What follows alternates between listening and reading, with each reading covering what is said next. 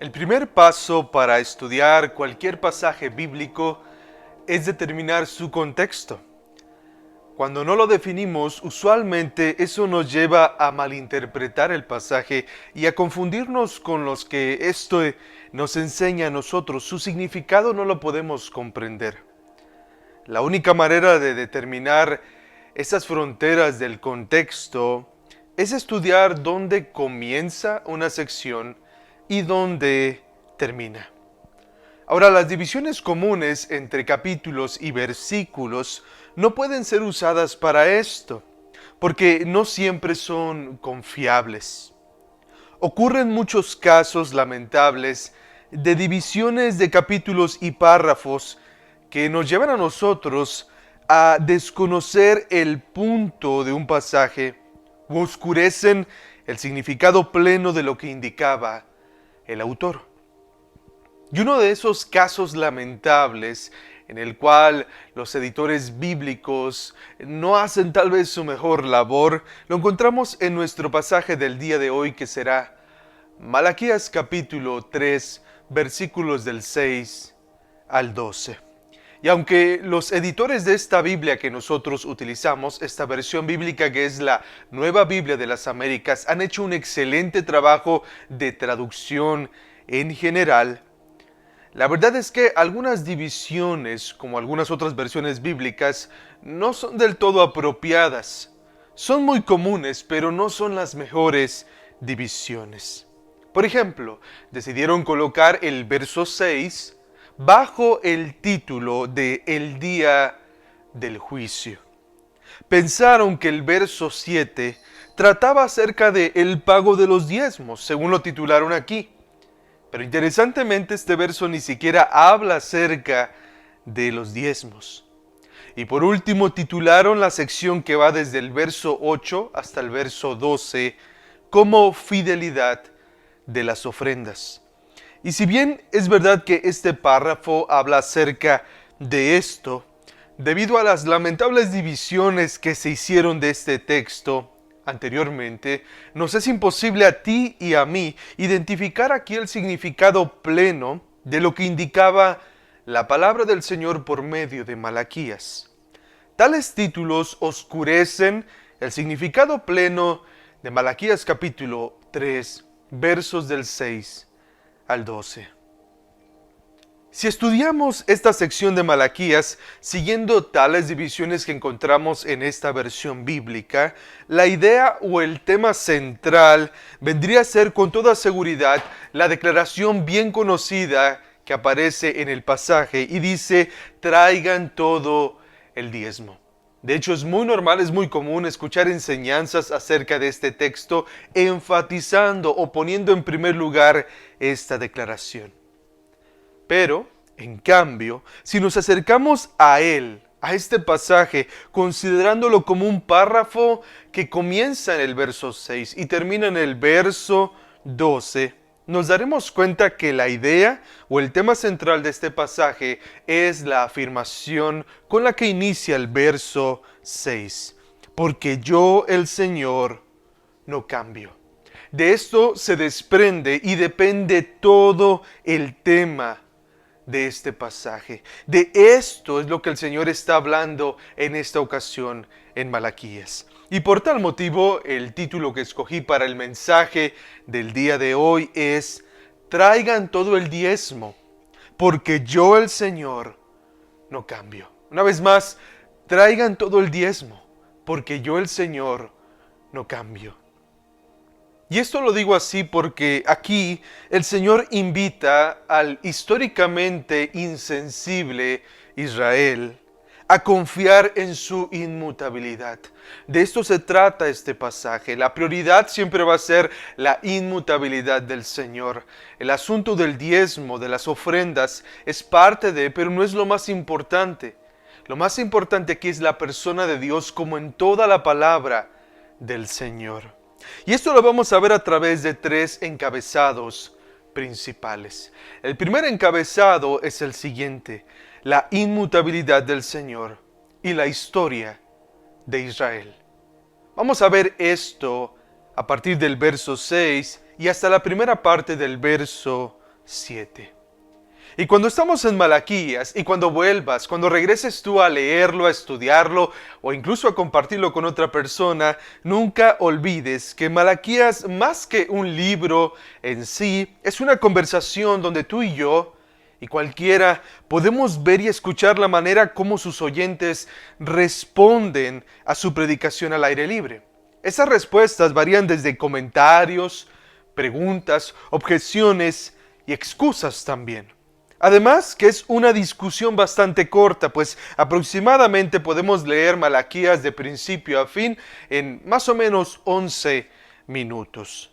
Por lo que al menos hasta cierto punto, y eso es algo muy importante, se espera que tengamos bien presente todo lo que se ha dicho, todo lo que se dice en el libro de Malaquías.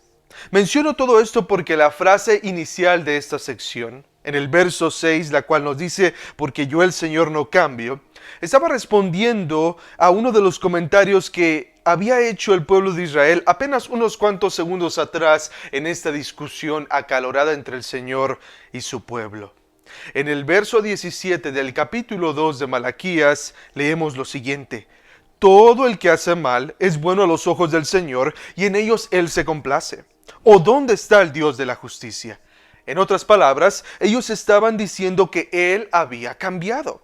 Sin embargo, la amplia y detallada explicación que les dio el Señor en Malaquías, capítulo 3, versos del 1 al 5, es una muestra de que eso no era verdad. Él no había cambiado para nada. Él seguía siendo justo, Él seguía siendo santo, Él seguía siendo fiel.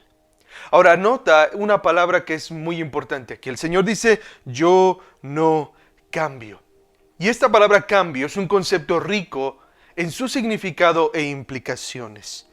La mejor forma de entenderlo es como hacer algo otra vez, o hacer lo mismo por lo menos 2 veces o más veces. En otras palabras, cuando el Señor dice yo no cambio, está diciendo que Él nunca se ha equivocado, que Él no tiene que reintentar o reiniciar algo. El Señor nunca ha cometido un error.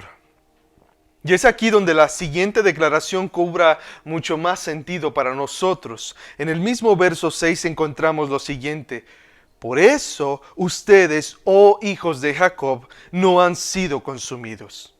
Aunque esta última palabra fue traducida en un sentido negativo como consumidos, también es posible que se traduzca de manera positiva como ser completado o ser terminado.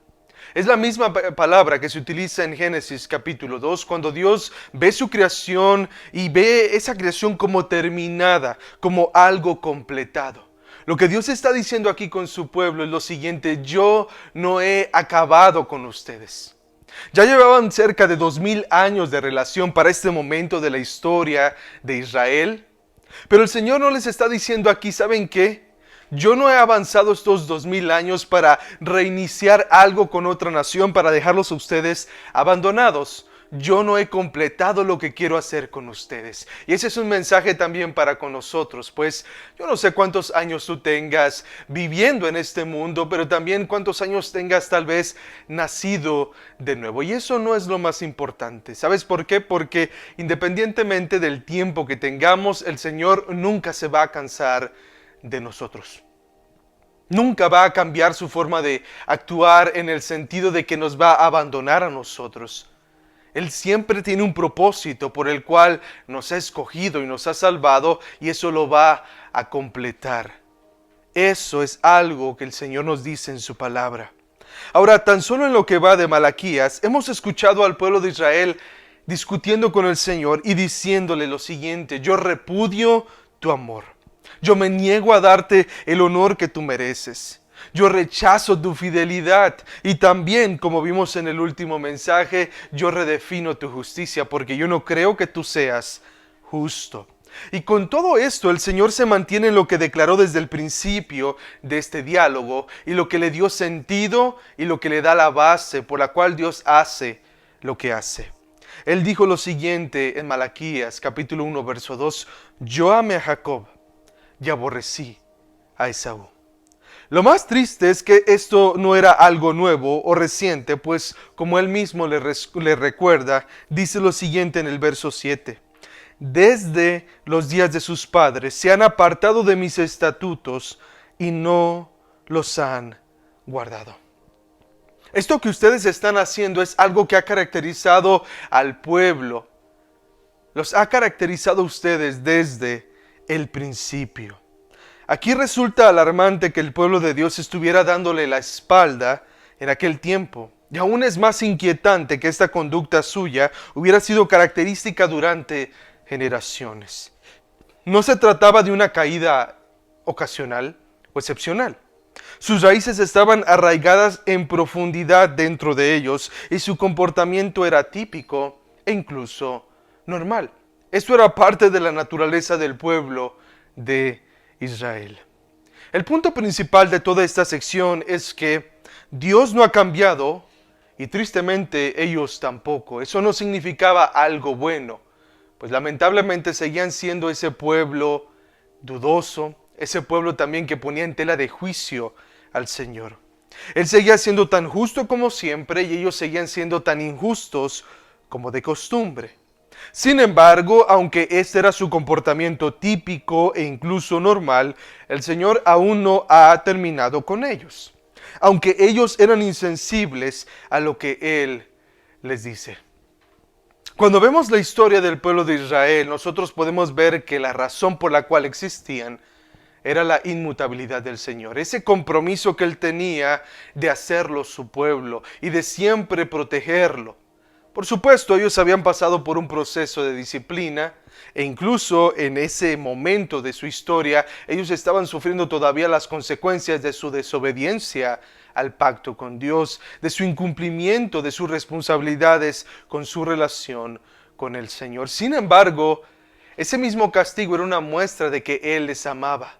Así que en la historia de Israel podemos ver la inmutabilidad del Señor, pero también en nuestra historia podemos voltear a ver en cualquier momento. Podemos ver al pasado, al presente, y cuando venga el futuro podamos ver constantemente que la razón por la que estamos vivos, la razón por la cual todavía estamos haciendo lo que hacemos a pesar de nosotros mismos, es que el Señor tiene un compromiso y Él lo va a cumplir. Ahora pasamos al segundo encabezado. Ya vimos la inmutabilidad y la historia de Israel. Veamos ahora la inmutabilidad del Señor y la insensibilidad de Israel. Esto a partir de la segunda parte del verso 7 hasta el verso 9. Ahora, cuando escuchamos la palabra inmutabilidad, es muy común asociarla con palabras también como indiferencia o insensibilidad, como alguien frío, como algo mecánico, algo robótico. Pero cuando hablamos de la inmutabilidad del Señor, debemos cuidarnos de esta forma de pensar, de esta asociación natural, ya que como bien nos dice el teólogo Wayne Grudem, aunque Dios es inalterable en su ser, perfecciones, propósitos y promesas, sin embargo, Dios en efecto actúa y siente emociones y actúa y siente en forma diferente en respuesta a situaciones diferentes. Dios no cambia en su persona, en su ser, en sus decisiones, sin embargo, cuando nosotros nos acercamos a Él, Él no se mantiene rígido, frío, indiferente, duro, sino que busca acercarse a nosotros también. Eso es lo que encontramos en la segunda parte del versículo 7 en Malaquías. Aquí es como vemos a Dios de esta forma. Vuelvan a mí y yo volveré a ustedes, dice el Señor de los ejércitos. El Dios inmutable está haciendo esta invitación. Vuelvan a mí y yo, el inmutable, el que no cambia, voy a acercarme a ustedes. Ahora, al decirles vuelvan a mí, literalmente los está llamando, escucha bien esta definición, a regresar a un punto del que previamente habían partido. A regresar a un punto del que previamente habían partido. Y esto de alguna forma es esperanza. Déjame decirte por qué. Porque Él les está diciendo, hubo un momento, hubo una época, hubo una ocasión en la que ustedes estaban bien, en la que ustedes estaban haciendo las cosas bien, pero desde ahí se desviaron. Mi invitación es para que ustedes regresen a ese punto. Y también para nosotros hay esperanza, pues, sabes, Dios no nos ve como esas personas que son perfeccionistas, aunque Él es perfecto. Él no nos ve como las personas perfeccionistas y nos dice, nunca vas a hacer nada bien. Sino que hace esta invitación, ¿sabes? Hubo un momento en que estabas haciendo las cosas muy bien, te invito a que regreses ahí. Y de hecho, esta palabra o esta frase, vuelvan a mí, en el Antiguo Testamento era la expresión que nosotros conocemos en el Nuevo Testamento como arrepentimiento, como conversión. El Señor les estaba diciendo, arrepiéntanse, regresen a ese punto donde ustedes hacían las cosas bien. Lo interesante aquí es que al decirles yo volveré a ustedes, el Señor también se está comprometiendo por igual a regresar a un punto del que previamente había partido. Sabes, en el Antiguo Testamento, si lo ponemos a grandes rasgos, la relación entre Dios y su pueblo, entre el Señor y su gente, se podía explicar simplemente de forma sencilla, sí, en bendiciones y maldiciones. Cuando el pueblo andaba en obediencia, había bendiciones de acuerdo al pacto. Cuando el pueblo andaba en desobediencia, había maldiciones, castigos, conforme al pacto. Así que el Señor les está diciendo lo siguiente, si ustedes ven que están recibiendo puros castigos, es una señal de que están desobedeciendo. Regresen a la obediencia y yo me comprometo a darles las bendiciones del pacto que ya les había prometido. Por eso, alguien dijo que esta sección del libro de Malaquías debería nombrarse como el Señor desea bendecir. Esa es la búsqueda del Señor en este pasaje. Él quiere bendecir a su pueblo. Él quiere darles esas bendiciones que les había prometido. Pero Él, antes de dar su bendición, llama a la obediencia porque el Señor no premia el pecado. El Señor no bendice la desobediencia, la maldad, la injusticia. Él quiere que volvamos a ese pacto. Pero ¿qué pasa aquí? En lugar de arrepentirse, dicen así en el mismo verso 7, ¿cómo hemos de volver? ¿Cómo hemos de volver? Y la pregunta no era como, Señor, ¿sabes que estamos arrepentidos? Ayúdanos a darnos unos pasos, unas instrucciones de cómo podemos regresar a la obediencia. No, la pregunta era desafiante. La pregunta, como hemos visto, era esa actitud apática, indiferente al Señor, diciéndole, ¿qué hemos estado haciendo mal? ¿Por qué debemos de regresar a un punto donde hacíamos las cosas bien? Estamos haciendo las cosas bien.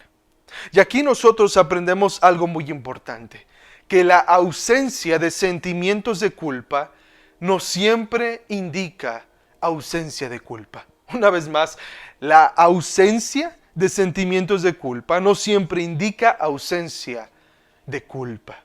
Es peligroso que confiemos plenamente en que nuestros sentimientos de culpa nos revelen la realidad de nuestra culpa propiamente tal. Porque es posible que aplaquemos nuestra conciencia. ¿Cuántas veces no hemos hecho algo malo y no nos sentimos mal por eso? Así que cómo nos sentimos no es realmente un indicador de si realmente estamos bien con Dios y por supuesto con los demás. Debemos regresar a su palabra y darnos cuenta de que incluso nosotros, cómo nos sentimos, eso puede estar roto por dentro. Así que ante la ausencia de sentimientos de culpa, el Señor expone su culpa con toda claridad, diciéndoles lo siguiente a partir del verso 8. ¿Robará el hombre a Dios? Pues ustedes me están robando. Pero en lugar de decir, oh, ya sabemos en qué hemos de volver, ellos dicen, en qué te hemos robado. Y como ellos no querían admitirlo, es ese tipo de conversación que la otra parte no quiere humillar, la otra parte no quiere aplastar a la otra y quiere ayudarle a que ella misma comparta su culpa, que admita sus errores, su pecado. El Señor va llevando esta conversación así, pero llega el punto en que ellos no hablan con la verdad, de que no son honestos y sinceros, y les dice lo siguiente: saben que ustedes me han robado en algo muy bien, y lo saben, en los diezmos y en las ofrendas.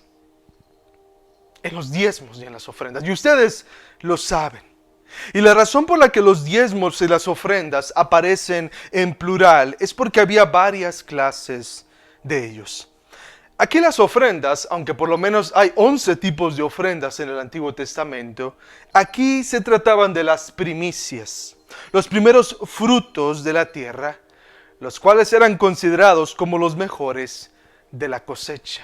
¿Y por qué sabemos que se está hablando aquí de las primicias, de la ofrenda de las primicias? Bueno, porque los diezmos, los diferentes diezmos, se ofrecían después de las primicias. Había, estudiando el Antiguo Testamento, 4 tipos de diezmos. El primero era la 10ª parte de lo que quedaba después de tomar las primicias. Esa cantidad también se iba a los levitas para su sostenimiento. El segundo diezmo era el que pagaban los levitas a los sacerdotes. El tercer diezmo es el segundo diezmo que pagaba el pueblo de Israel para las necesidades de los levitas y de sus propias familias. Y por último, había un diezmo cada 3 años para los pobres. Y en esta parte nosotros encontramos algo muy interesante. Y me gustaría que me acompañaras a un pasaje. Deuteronomio capítulo 26. Vamos a Deuteronomio capítulo 26, por favor. Aparecerá en tu pantalla Deuteronomio 26, versos 12 y 13 y 15 y 16. Cuando acabes de separar todo el diezmo de tus frutos en el tercer año, el año del diezmo, entonces se lo darás al levita, al extranjero, al huérfano y a la viuda, para que puedan comer en tus ciudades y sean saciados. Entonces dirás delante del Señor tu Dios: he sacado de mi casa la porción consagrada y también la he dado al levita, al extranjero, al huérfano y a la viuda, conforme a todos tus mandamientos que tú me has mandado. No he violado ni olvidado ninguno de tus mandamientos.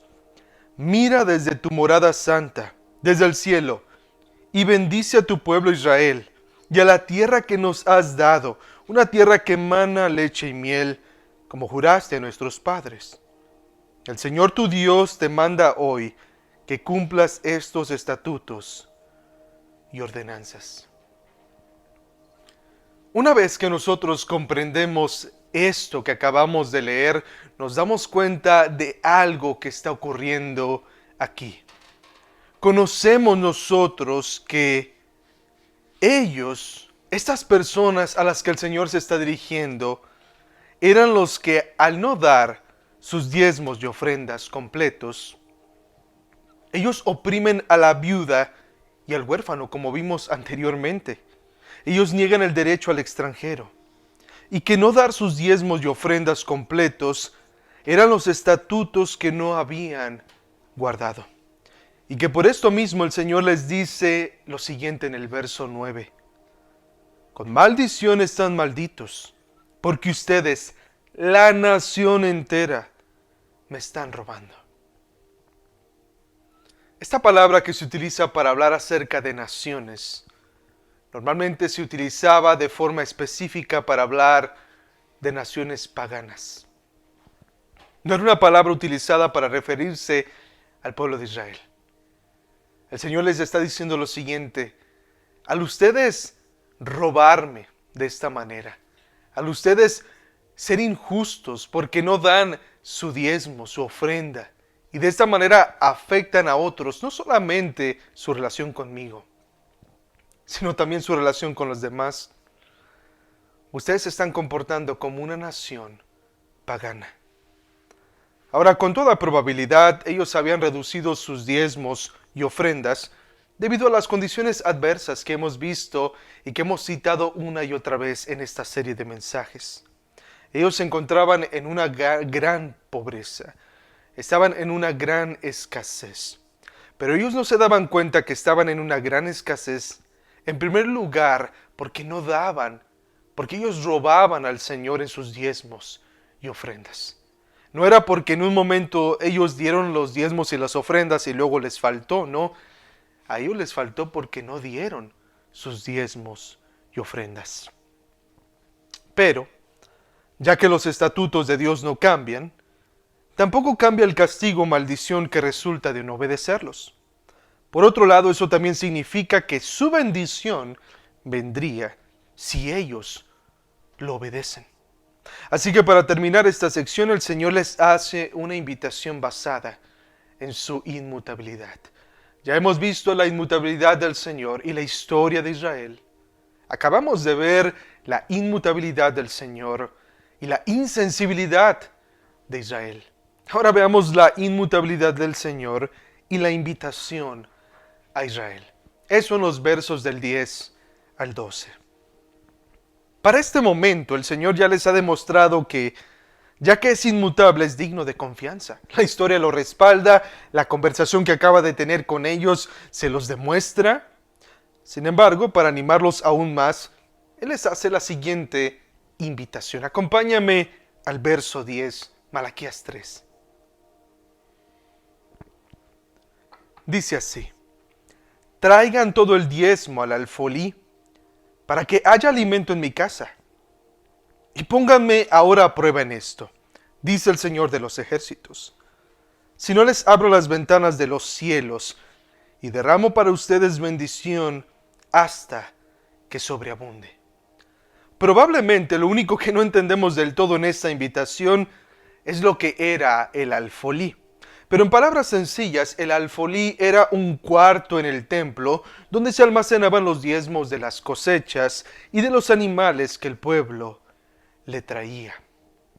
La promesa del Señor aquí es que si ellos traían todo el diezmo, los diezmos que mencioné anteriormente y que ellos conocían muy bien, Él les promete que les mandaría lluvias abundantes, en gran abundancia, sin espacio suficiente para recibirla.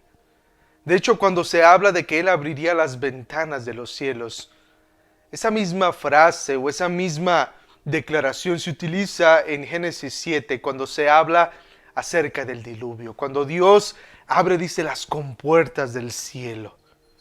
De esa misma manera, así como esa agua llenó el mundo, inundó todas las cosas, el Señor les está diciendo: voy a enviarles un diluvio de bendiciones. Por supuesto, esto tiene su lado que era espiritual, pero era una aplicación real porque el Señor mandaría esa lluvia que ellos tanto necesitaban.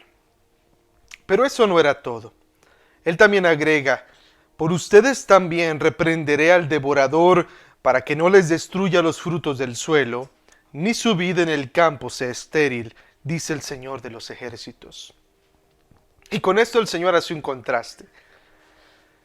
Yo me voy a encargar de todo lo que ustedes necesitan para poder ser ese pueblo bendecido. Lo más grande, voy a abrir las ventanas de los cielos, voy a enviar esa lluvia que ustedes tanto necesitan, pero también voy a vigilar a ese devorador, que era una expresión general para referirse a las plagas, pero de forma específica hablaba de la langosta. Esta criatura, este bicho, esta plaga, que era voraz en la forma que comía, era insaciable por completo. El Señor está diciendo: yo voy a cuidar los detalles más pequeños y también lo más grande, de cómo yo te voy a bendecir. Y por supuesto, todas estas cosas eran parte del pacto del Señor, eran parte de las bendiciones prometidas del Señor si ellos obedecían. Sin embargo, la bendición del Señor sería tal que Él promete lo siguiente en el verso 12. Y todas las naciones los llamarán a ustedes bienaventurados, porque serán una tierra de delicias, dice el Señor de los ejércitos. En lugar de ser considerada como cualquier otra nación pagana, como vimos anteriormente, Israel vendría a ser una tierra de delicias, una tierra deseable. Si ellos se comprometían a realmente cumplir su parte en esto, el Señor ya no les consideraría que se estaban comportando como una nación cualquiera, sino que serían una nación ejemplar para todos, lo que el Señor siempre había querido desde el principio. Así que, para ir concluyendo este mensaje, nosotros podemos darnos cuenta que la queja de Dios no era respecto al dinero en sí mismo. como si Él necesitara el dinero de su pueblo, como si Él necesitara de nuestros recursos. Todo eso le pertenece, todo eso es suyo. La queja del Señor, la acusación del Señor, era la manera en que ellos, al dar o no dar, demostraban.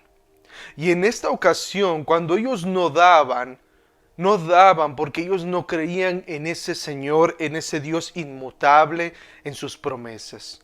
Debido a que solamente estaban viendo el castigo debido a su desobediencia, pensaban que Dios era malo, era injusto, no los amaba, no era fiel.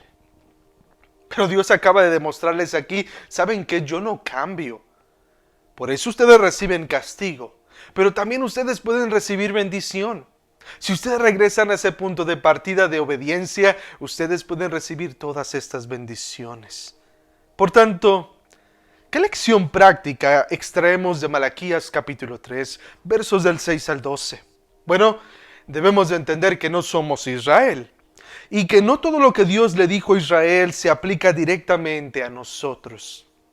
Pero el Nuevo Testamento, aunque no nos habla de un diezmo, nos habla de un ofrendar según cada uno haya prosperado y haya propuesto en su corazón. El 10% es una buena guía, pero es un piso, no un techo. Eso es algo importante. El 10%, la gente habla del diezmo, del dar. ¿Sabes? Eso es un piso, es un lugar donde comenzar, pero no es un lugar donde detenernos. Y sobre todo el énfasis en el Nuevo Testamento acerca del dar es la actitud del corazón. Y en esta ocasión Malaquías nos ha enseñado que debemos dar con la actitud del corazón que cree lo siguiente: que yo soy el Señor y no cambio, y derramo para ustedes bendición hasta que sobreabunde. Una vez más, el enfoque no es el dinero. El enfoque es lo que nosotros hacemos con nuestros recursos. Demuestra lo que pensamos del Señor. Lo que tú haces con tus recursos muestra qué tanto crees en las promesas de aquel Dios, de este Dios inmutable. Si realmente crees que te puede bendecir a pesar de la escasez. Nunca vamos a tener tampoco como para que no podamos dar para el Señor. Y no lo hacemos porque Él de alguna forma lo necesite, sino porque es una muestra de nuestra confianza en que Él no cambia, de que Él es inmutable y que sus promesas aplican para nosotros el día de hoy. Señor, gracias porque nos liberas, Señor, de esta forma de pensar de Malaquías capítulo 3. De que habla acerca del dinero, de que tú estás, Señor, con esos ojos con signos de pesos o de dólares, cuando hablas aquí. Señor, el enfoque no era el dinero. El enfoque era lo que ellos hacían con eso. Como Pablo habla en el Nuevo Testamento, el problema no es el dinero, el problema es el amor al dinero. El amor a los recursos, el amor a lo material, Señor.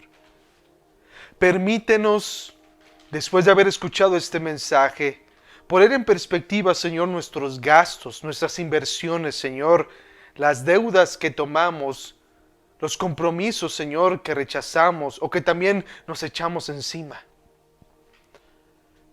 En un sentido muy amplio, Señor, todo lo que nosotros hacemos acerca de nuestros recursos, todas las decisiones que tomamos con estos recursos que tú nos has dado, le muestran al mundo, Señor, y a la iglesia qué pensamos acerca de ti.